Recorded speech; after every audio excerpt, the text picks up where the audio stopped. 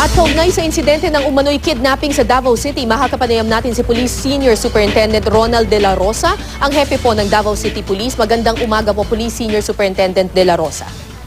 Magandang umaga din sa inyo, Kara, at inyong tagapanood. Magandang umaga. Okay sir, may ideya po ba kayo kung paano nadala ng mga suspect na ito ang isang biktima umano ng kidnapping na Filipino-Chinese dyan sa Davao?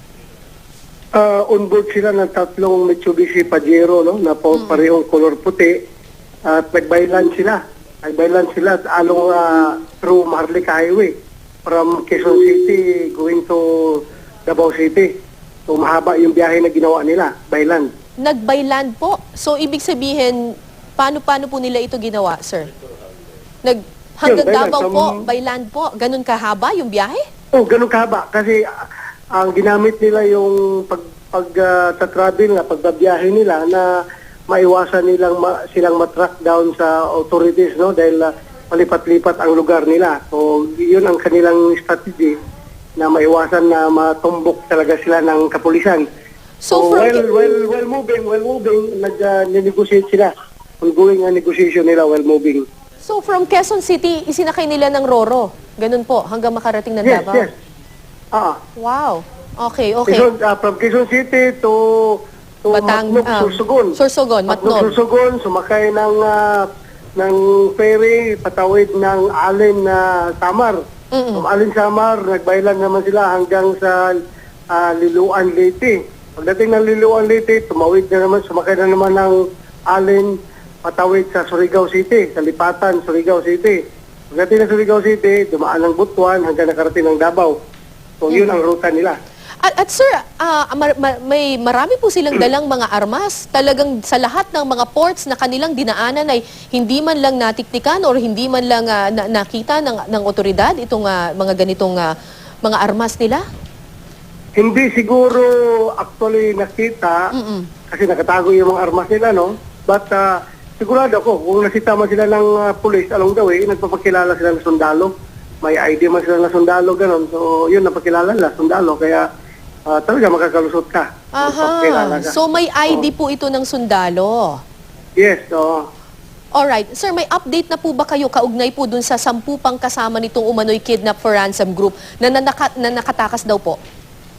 Hanggang ngayon, Tara, no, ongoing yung ating order sa buong Davao City na i-lockdown ng buong Davao City para hindi makalabas. Kung nandito pa sa loob yung dalawang sasakyan, siguruhin natin na hindi makalabas sa siyudad ng Davao.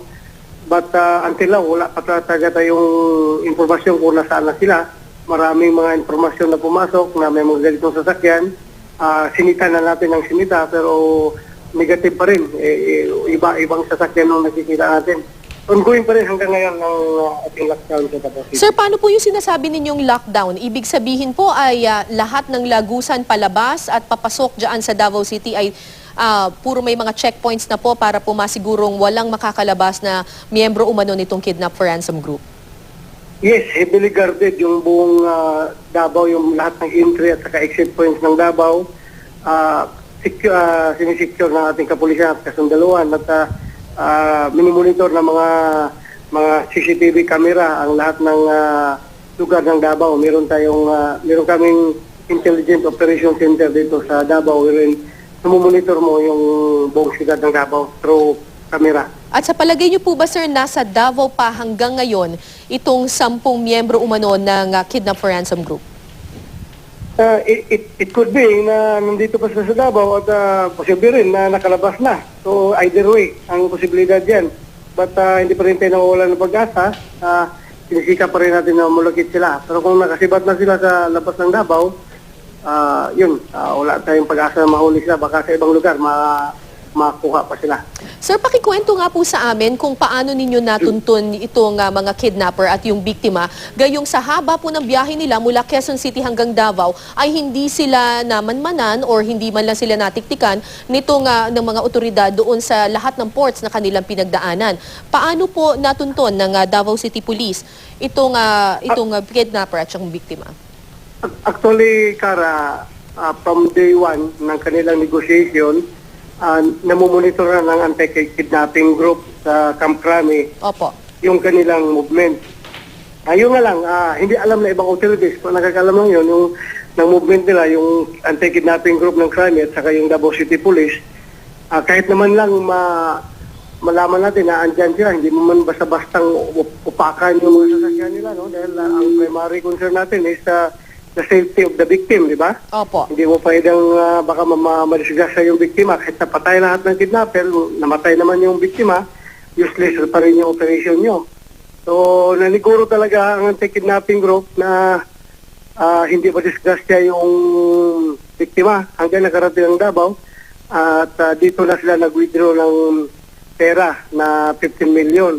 So, nung tinawagan ako the other day nung anti-kidnapping group na nag-advise ako na mag-prepare at tumulong sa operation, yun, na-set up natin dito sa bangko na tinawagan ko yung manager ng bangko na magkakaroon kami ng malaking operation sa loob ng bangko niyo. Please cooperate. At very cooperative naman yung manager ng bangko.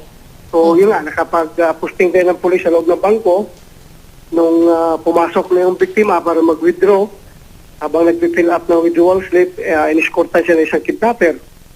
Nang pumasok sila, habang nag-fill up, yun na, ni-wrestling na ng mga pulis natin sa loob ng bangko, yung dalawa. Kinuha yung babae at dinominar yung kidnapper.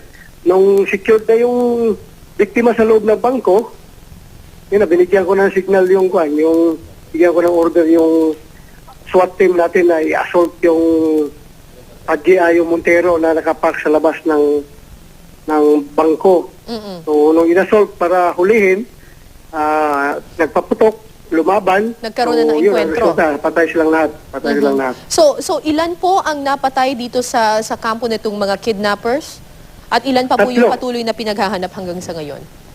3 ang napatay sa mga kidnapper, 1 ang nahuling buhay, at meron pang 10 na composed of 8 lalaki at saka 2 babae na patuloy pa natin hinahanap. At kumusta na po ang kalagayan ngayon ng biktima, sir? Yung biktima ay first shaken siya, pero nung binisita siya ni Mayor Duterte doon sa loob ng bangko, tungto siya at medyo nabuhayan siya at nagpasalamat siya kay Mayor. Sabi niya somehow